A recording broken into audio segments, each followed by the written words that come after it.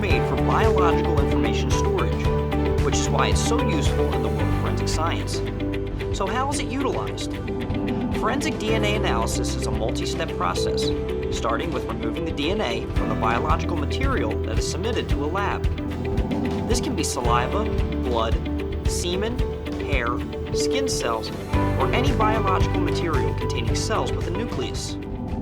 The next step is extracting the DNA from the nucleus, a process called extraction, where cells are broken open using a combination of chemicals and heat to release the contents of the nucleus where the DNA is stored. The materials then go through a cleanup process so the sample is pure DNA.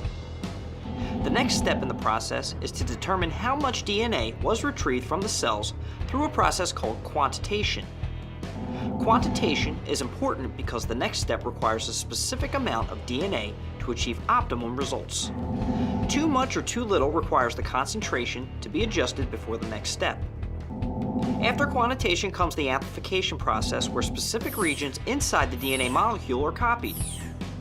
During the amplification process, fluorescent tags are placed on regions of the DNA, which will be used in the last step.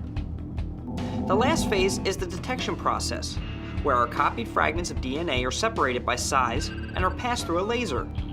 When this laser hits the fluorescent tags we added earlier, a camera determines what color the tag is and how much there is.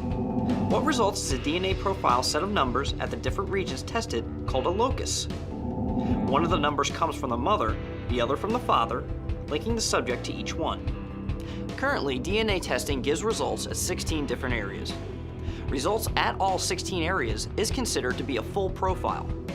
If an individual's DNA profile matches at all 16 areas to a DNA profile developed from evidence at a crime scene, then law enforcement can use that data to place the individual at the location.